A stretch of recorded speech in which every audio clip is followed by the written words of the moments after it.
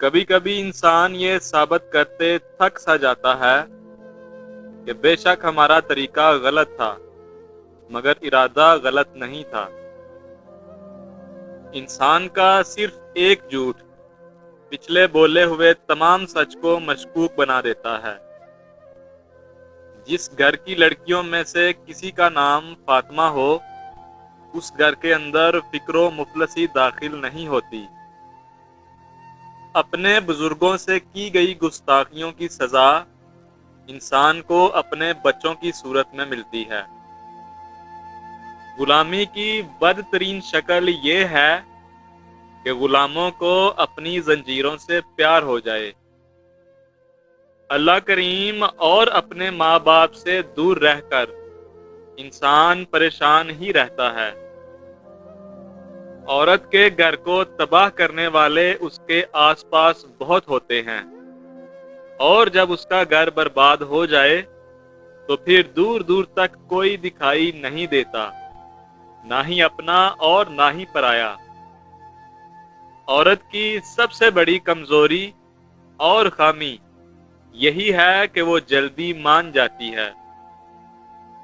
لوگوں سے تعلق چاہے بالکل مختصر رکھو، مگر ہمیشہ منافقت سے پاک رکھو۔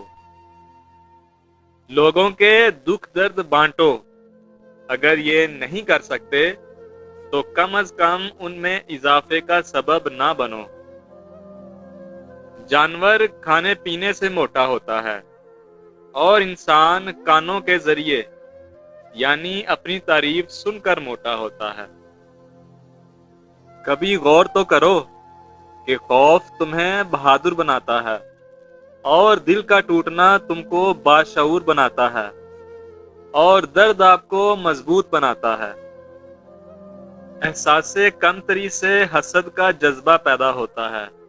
انسان دوسروں سے جلتا ہے اور اپنے آپ کو گھٹیا سمجھتا ہے۔ وہ انسان جو لوگوں کو چھوڑ کر اور لوگوں سے منہ کو موڑ کر رب کریم کی تلاش کرے وہ کامیاب نہیں ہو سکتا۔ لڑکی جہیز کے اندر اچھی تربیت لائے اور مرد حق مہر میں عزت دے تو دیکھنا بہترین گھر وجود میں آئے گا۔ اگر محبت انسان میں عیب دیکھتی تو رب کریم ہماری طرف بھی نہ دیکھتا۔ کوئی یہ کوشش کرے کہ سب لوگ اس کو اچھا سمجھنے لگیں تو وہ بیوقوفوں کا سردار ہے۔ کسی بھی انسان کو اپنے قریب اتنا مت کرنا کہ وہ تمہیں معمولی سمجھنے لگے۔ بے شک تمہارا دوست ایک ہی ہو، مگر ایسا ہو کہ وہ تمہارے لفظوں سے زیادہ خاموشی کو سمجھے۔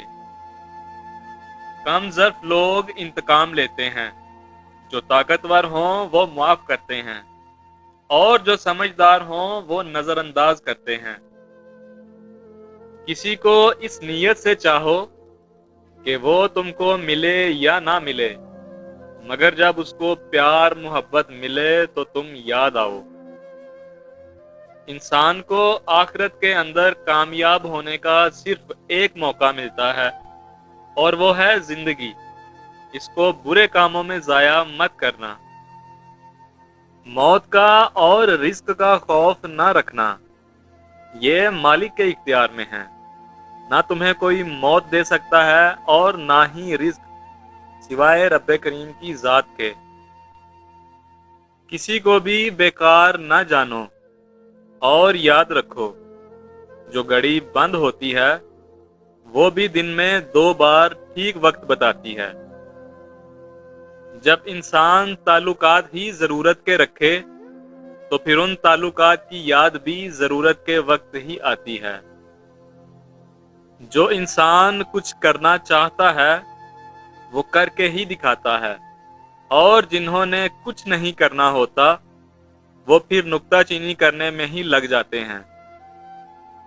تمہارا اچھا دوست ایک ایسا چور ہوتا ہے جو تمہارے چہرے کی پریشانی، دل سے مایوسی، آنکھوں سے آنسو اور تمہاری زندگی سے درد چرا لیتا ہے۔ زندگی میں مسائل آنے لگیں تو گھبراؤ مت، یہ ہمیشہ کے لیے نہیں آتے، بس کچھ سبق سکھانے آتے ہیں اور رفع ہو جاتے ہیں۔ ہر سنی سنائی بات کو مت پھیلاؤ، ورنہ تمہاری بے وقوفی کے لیے اتنا ہی کافی ہوگا۔